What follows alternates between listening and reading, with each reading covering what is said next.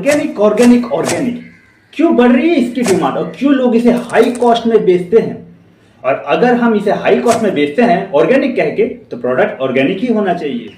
Namaskar dosto and welcome back to BKRS Gardening channel. Today I am standing in front of you to tell you the various topic about what is sterilization और pasteurization of mushroom bed. अगर हम mushroom bed को सही तरीके से sterilise और पेस्चुराइज नहीं करते हैं तो हमारे प्रोडक्शन में 70% तक डिक्रीज हो सकता है। इस वजह से हमको पेस्चुराइजेशन करना बहुत ही जरूरी है।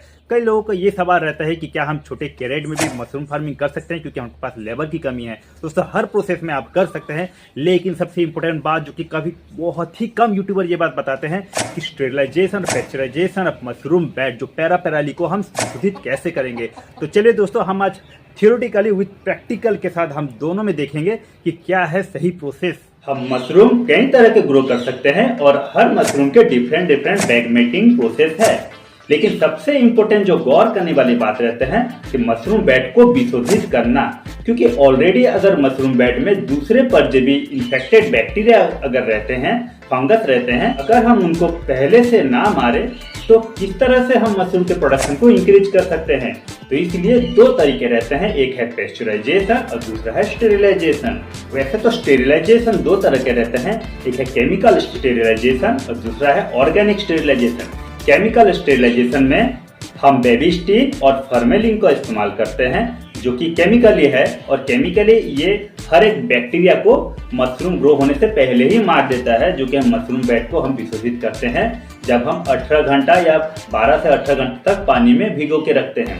और सेकंड मेथड जो है वो है ऑर्गेनिक स्टेरिलाइजेशन, जिसमें हम ब्लीचिंग पाउडर का इस्तेमाल करते हैं और लाइम का इस्तेमाल करते हैं। तो अब हम बात करते हैं स्टेरिलाइजेशन। ये ड्रम है, प्लास्टिक ड्रम, इसमें हम ब्लीचिंग पाउडर को मिक्स करेंगे और ये है 200 लीटर का ड्रम है। इसमें हम 20 किलो तक पेडी स्टॉक को भिगो सकते हैं स्टेरिलाइज के लिए। ये है universal indicator. Universal indicator means ये है पीएच पेपर 12+ लाना है। ये है पीएच पेपर, ये आपको ऑनलाइन अवेलेबल हो जाएगा। ये है ब्लीचिंग पाउडर, हम इस ब्लीचिंग पाउडर में इस पानी को हम ब्लीच करेंगे। अब हम वाटर का टेम्परेचर रीडिंग ले लेते हैं।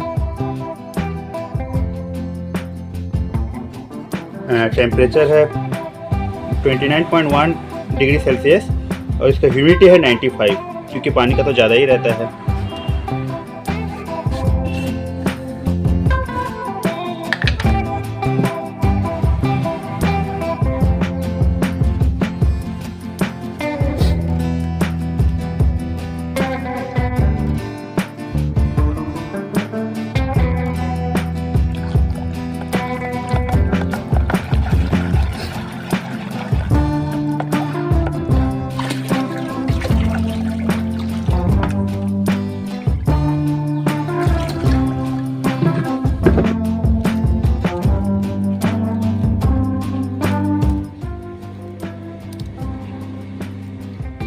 सबसे पहले आपको मैं नॉर्मल वाटर में पीएच पेपर का जो रीडिंग है वो दिखाता हूँ। अब इसमें कोई चेंजेस नहीं आएंगे क्योंकि ये न्यूट्रल वाटर है। थोड़ा सा पीएच, थोड़ा सा ब्लीचिंग पाउडर का बूंदे इसमें है, जिस वजह से हल्की सी नीली पड़ गई। अब मैं आपको और एक पीएच पेपर में ब्लीचिंग पाउडर मिश्रण पानी को रीडिंग करके दिखाने जा रहा हूँ और देखेंगे इसका जो कलर है वो बैगनी कलर का हो जाएगा। इट मीन्स हमारा जो मिश्रण है वो परफेक्ट हो चुका है।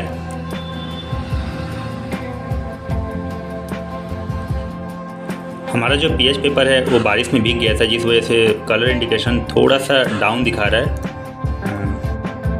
लेकिन अगर आप इसे पीएच पेपर अगर नया ख़रीदते हैं तो उसमें आपका रीडिंग बिल्कुल अच्छा दिखाएगा, जो पिछले साल में मेरे को अच्छा दिखाया था। दूसरा मेथड है चूना पानी, जो कि है लाइम। इसे मैंने पान की दुकान से ख़रीदा था। ये 5 रुपये एक पैकेट गिरता है। इससे भी अच्छी तरीके से पैराली विशोधित हो जाता है।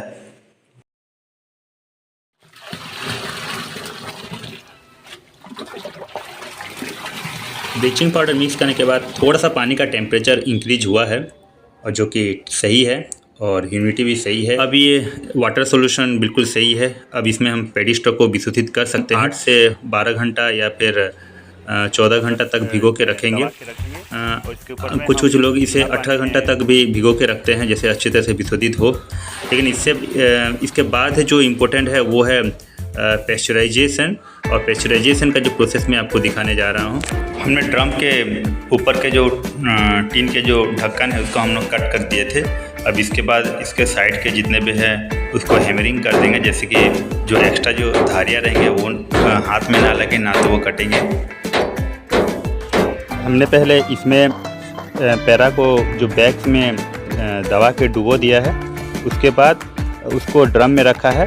दो तरीके हैं, या तो आप ड्रम में ऑलरेडी आधा पानी फुल कर देंगे और जो पैरा है उसको आप बैग में भर के डुबो सकते हैं, या फिर आप पहले से पैरा को पानी में डुबो के रखें और उसके बाद उसे ड्रम में रखिए। पर ड्रम के नीचे में थोड़ा सा पानी रहना चाहिए, क्योंकि मैंने जो बैग इस्तेमाल किया है वो प्लास्टिक का है, तो टेम्परेचर की वजह से वो गल जाएंगे।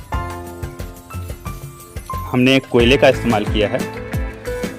कोयले, लकड़ी, आप लकड़ी का भी इस्तेमाल कर सकते हैं।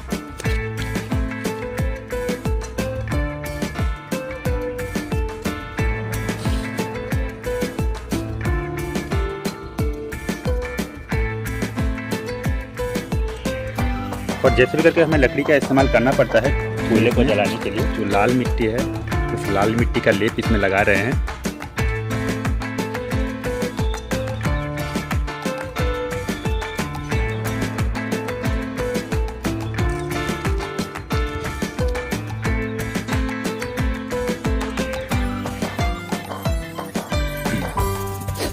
अब हमने इस ड्रम को चारों तरफ सील कर दिया है। देखिए,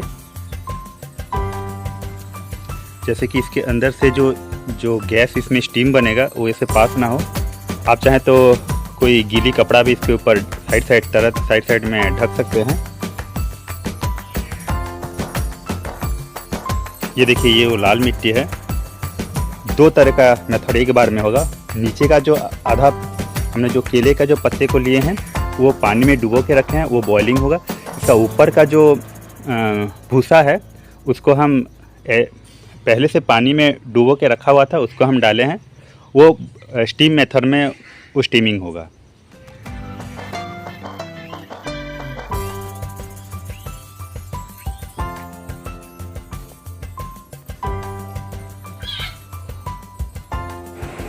हमने टेम्परेचर ह्यूमिडिटी मीटर को ड्रम के ऊपर में रखा है। अंदर में ऐसे कुछ सेटिंग हम लोग बनाया नहीं, वरना स्टीम उसका निकल सकता है। जो ऊपर का टेम्परेचर है वो 50 डिग्री सेल्सियस पहुंच जाता है, तो समझ जाते हैं कि ये सही से स्टीमिंग हो रहा है, क्योंकि अंदर का टेम्परेचर 10 से 15 डिग्री सेल्सियस ज़्यादा रहता है, जो कि हमें चाहिए 55 से 65 डिग्री सेल्सियस। हमने उसे 2 घंटा बॉइलिंग और स्टीमिंग किया और उसके बाद हम इसे 2 घंटा और छोड़ेंगे, जैसे कि उसका टेम्परेचर डाउन हो और हम उसको बाहर निकाल सकें। मीन्स पैराली अंदर में बहुत गर्म रहता है, तो उसको 2 घंटे के लिए और एक्स्ट्रा 2-3 घंटे के लिए और एक्स्ट्रा छोड़ा जाता है। साइड में जितने भी मिट्टी है उसको हम निकाल देंगे।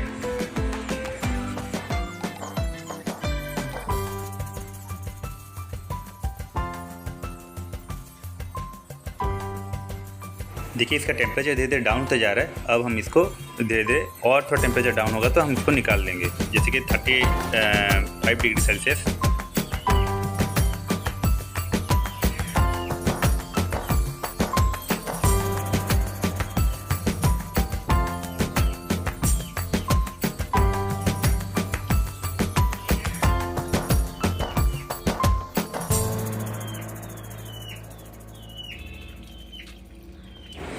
दोस्तों, अब हम ड्रम का सारा पानी बाहर निकाल देंगे। उसके बाद इसे बचा कुचा पानी ऐसे ही छोड़ देंगे, जैसे कि इससे निकलते रहेगा।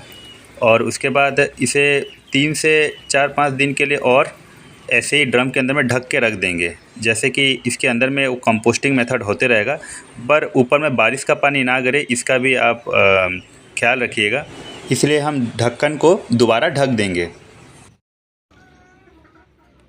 दोस्तों, आज तीसरा दिन है और हम बनाना लीव्स एंड ब्रांचेस को भी पैडी स्ट्रॉ के साथ में भिगो दिए थे, तो इसको हम ऊपर में रखे हैं, क्योंकि बनाना लीव्स में ज़्यादा पानी एब्जॉर्ब करके रखे रहते हैं, इसलिए ऊपर रखे हैं।